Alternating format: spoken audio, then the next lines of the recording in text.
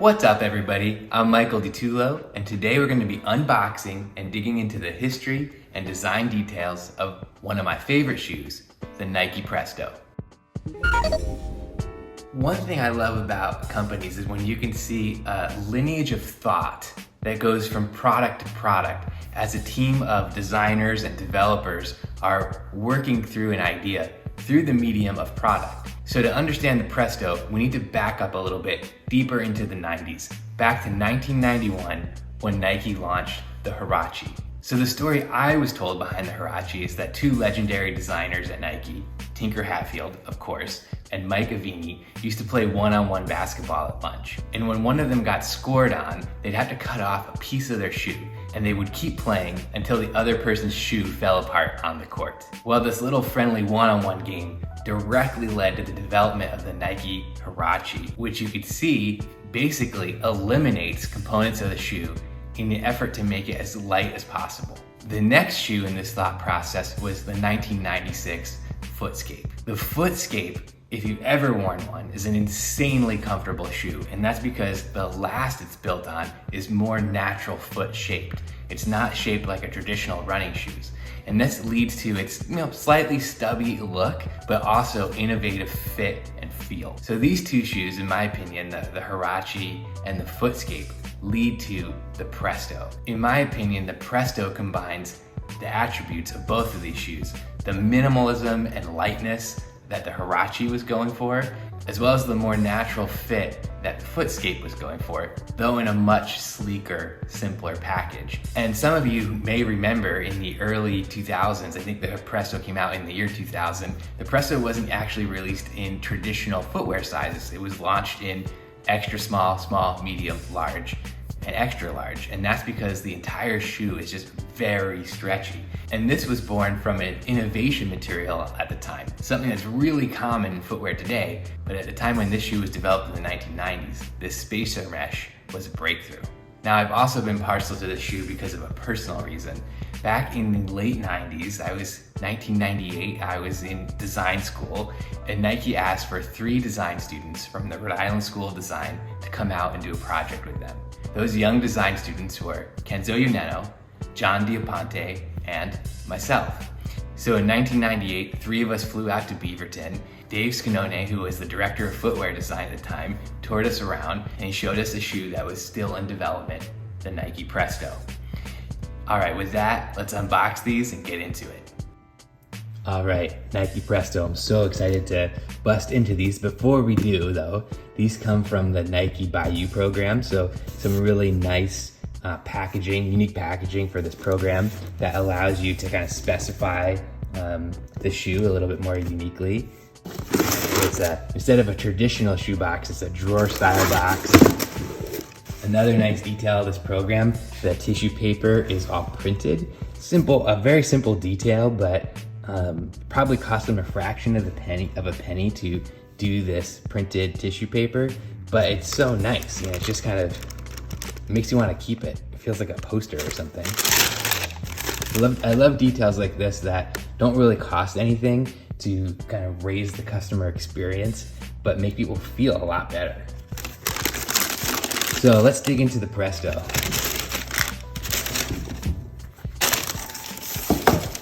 So the first thing I'm going to start out with on the Presto talking about is the outsole. So a couple of videos ago, I did a breakdown of the Nike Daybreak. And if you remember in that video, we talked about how almost all Nike running shoes have this throwback to the original waffle racer from the early 70s, which is this waffle texture, and no different here in the Nike Presto. So this was 30 years later, still using that waffle texture.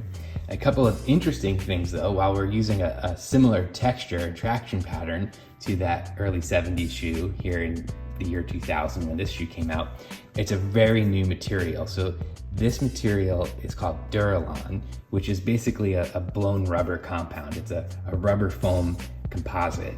And the unique thing about that material is that it's super light and very flexible. So the entire shoe is very stretchy, which is what the designers were going for. But another interesting thing about that material at the time, in the early 2000s, they couldn't control the edge of it very well because it expanded out of the mold. So what they would do is they would inject the material a little bit oversized and then cut and buff it down to size. Now this is just a small detail, but an important thing to understand if you're designing the shoe, because the pattern can never resolve itself at the edges. And you can see that here when we zoom in. You can see the edges of these waffles when we're inside of the traction pattern are nice and rounded, right? But whenever you get to an edge of one of these rubber pods, it's very sharp.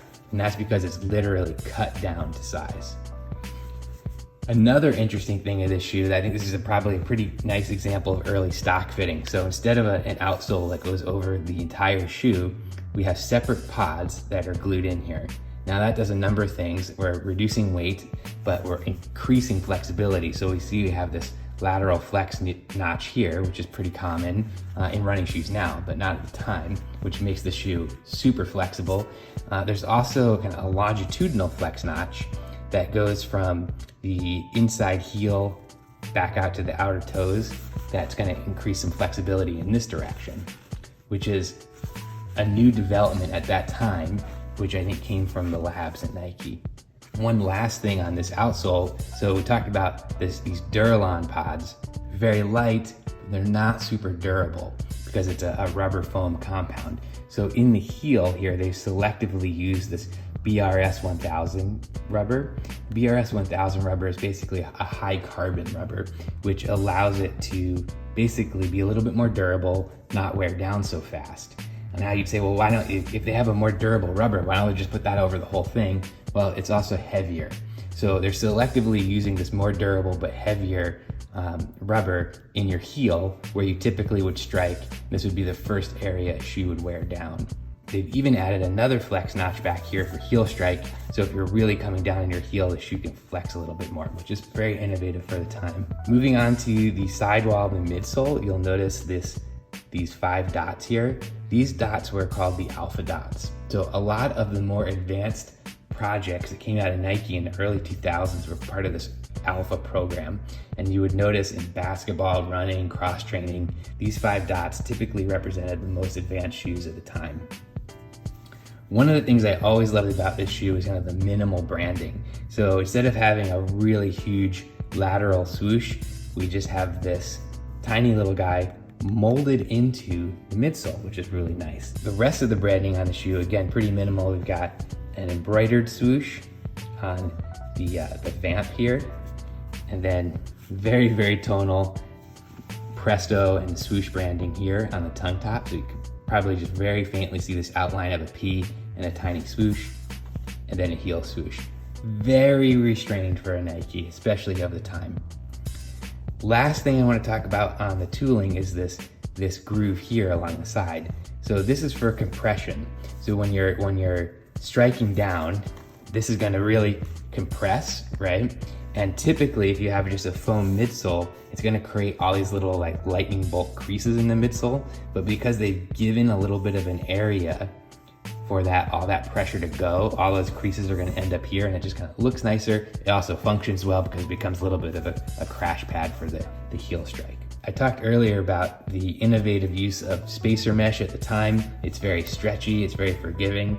To make up for that and give you some support, this molded TPU cage gives you that kind of lockdown and adjustment. It looks like one part, is actually very cleverly designed. It's 3 parts. So you have this mold here, which is a flat mold. That's a separate piece. You notice it's not really connected to this piece, though it looks like it does. These little bridges just prevent it from stretching out. And then you have a second piece here. I would guess this is also molded relatively flat. If you took this off the shoe, it would kind of lay down.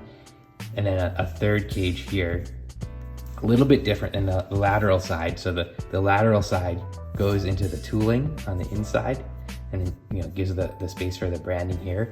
On the medial side, it's actually stock fit to the outside, which I always thought was a really interesting decision. It comes all the way down to the bottom of the tooling, and there's this huge groove here that allows it to kind of flex and move independently. I always wondered what kind of led to that decision. I think it's super interesting. There were actually some Jordan Trunners that followed up this, that did this almost exclusively on the side. Again, looking at that spacer mesh material, you could see the inside of it here. This material was super unique at the time. I believe the spacer mesh was originally developed for car seats. And basically it's a three-dimensionally woven material. So you have this surface of it, and then there's all these like fibers basically that go in this direction, and then another surface. And originally, I believe it was developed to be split in half and used as almost like a synthetic microfiber. But they realized they could develop it with this kind of open face and make it this stretchy mesh. The upper is basically 3 parts. They basically were trying to reconstruct a sock. So you've got this one part here that is the vamp and side quarters all together. You'll notice it just has that one seam there. Excuse me, it's actually just 2 parts, not 3 parts. So this vamp in the quarter, and then this, what would be the tongue, wraps around and is center seamed in the back. And that seam is being hidden by this loop here. So you can, one, more easily put the shoe on.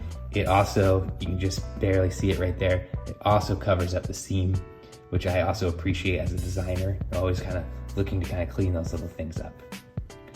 The last part to the shoe really is this molded toe bumper.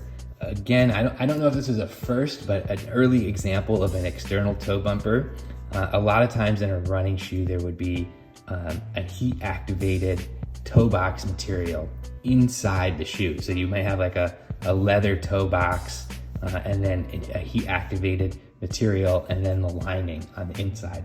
And it would just help kind of give some nice stand up so it felt good, you know, when your toes slid in there. There wasn't too much pressure on your toes.